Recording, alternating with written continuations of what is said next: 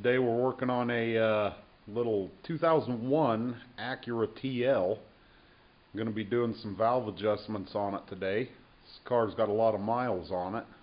The owner commutes every day. Going to be discussing misfires and valve adjustments. As the cars age, the valve adjustments need to be done about every 100,000 miles or so. If you don't, as the car warms up, they tend to develop misfires and can be a little bit problematic. Discuss the potential problems that comes along with not adjusting the valves and causing burnt valves, and then it runs into a little more of a problem. Now there's a passage right here that's kind of problematic. This is an EGR passage and it plugs up.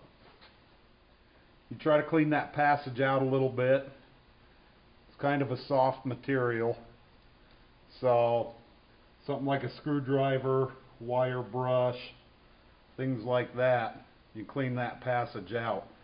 It is problematic for that passage to plug up. It will set a check engine light for inefficient EGR flow, so that's one thing you want to look at while you've got one of these V6s apart. Now that your upper intake manifold's off, you can actually pull your coils out and you've got access to both valve covers, both front and rear. Now you've got a main wiring harness back here you need to be very careful with. You don't want to get too crazy with it and damage it. We'll remove the front one first, then we'll move on to the back one.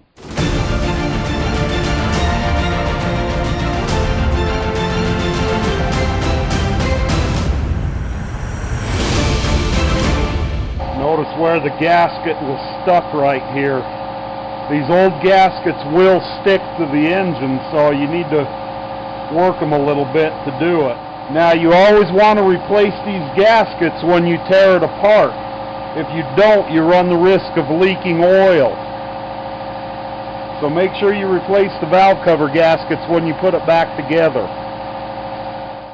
Now what I do is remove the spark plugs, because it's easier to turn the engine over without the spark plugs in it, because you've got to rotate the engine a whole bunch to get the camshaft lobes down to where you can adjust the valves properly. It's always a good idea to put a new set of spark plugs in while you've got the old ones out. Actually, car will run a little bit better, and they do wear out. I've got a little trick for you. If you take a piece of 3/8 fuel line and just go in there, you pull the spark plugs right out. Easy little trick I learned a long time ago. You can also put the new spark plug in there when you get a new spark plug. Put it in there. You can actually start it and then pull the hose out. Okay, now remember when I said you have to turn the engine over a whole bunch of times? What you have to do, you need to make sure the camshaft lobe is down towards the head so there's no tension on the rocker arms. Now what I typically do, I use a 19mm wrench on the power steering pump. It's fairly easy without the spark plugs in it. This is called a feeler gauge set. Each one of these are a different thickness. Find the ones that say 8/1000 and 10/1000, like that. Now I set the intake valves up at 8/1000, the exhaust valves at 10/1000. You need to make sure each individual cylinder, the camshaft lobes are all the way down. If you don't, you run the risk of getting them too tight. Now typically what I'll do to start with, to get an initial reading, is see if my 10/1000 will fit in the exhaust side, which this one won't, it's too tight. You need to fit these between the top of the valve stem and the bottom of the adjustment lug on the rocker arm. It needs to fit between those two. If it doesn't, your valves are too tight, which that one right there I just tried is too tight. We can see if the 8/1000ths will go, see how that fits in between the top of the valve stem and the rocker arm? That valve is good. So is that one. This one here is too tight. It won't fit in there. Which is typically the trend I see on these Hondas. It's almost always tight exhaust valves. I don't see very many tight intake valves. So if you do each individual cylinder, do each cylinder one at a time. Don't jump around from cylinder to cylinder. If you use your wrench and rotate the motor, I use the power steering pump. You can also use the bolt in the end of the crankshaft.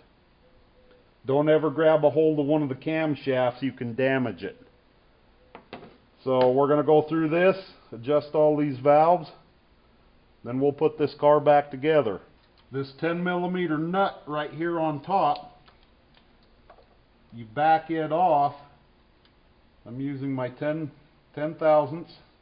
You back this screw off right here until that fits in there. And you don't want this tight. You want to be able to slide that in and out, just like that. Then take your 10mm wrench, while you're holding it in place, tighten that nut back down. That valve is adjusted. It's not a big job, it's just a time-consuming job.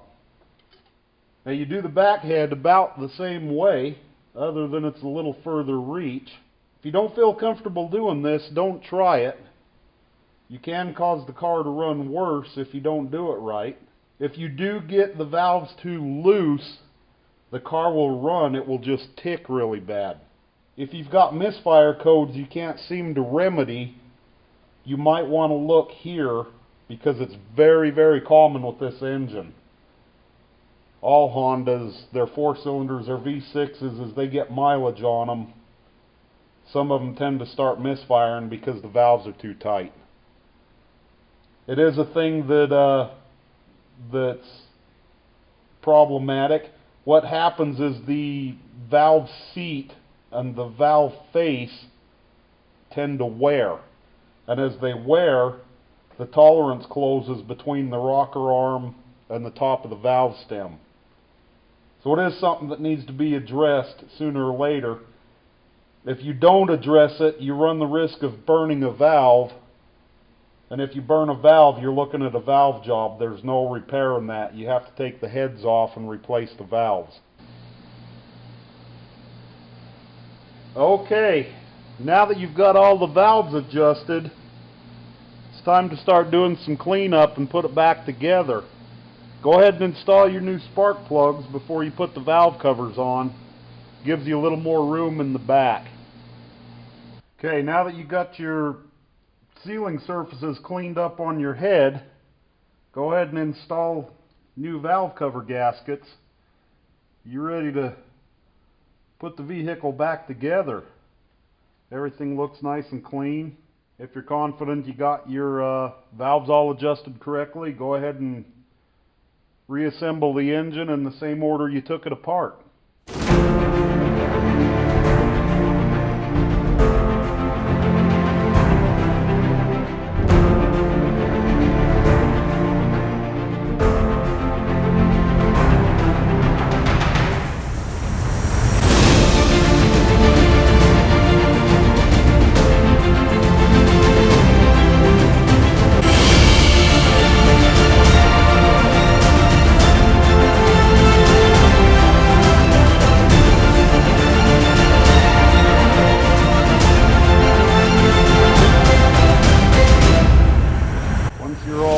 Double check everything, make sure you got everything hooked up in place.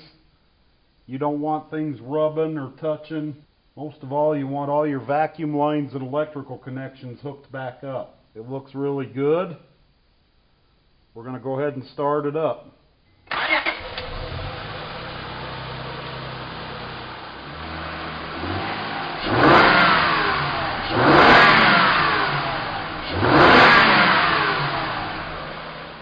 This car got a pretty major overhaul.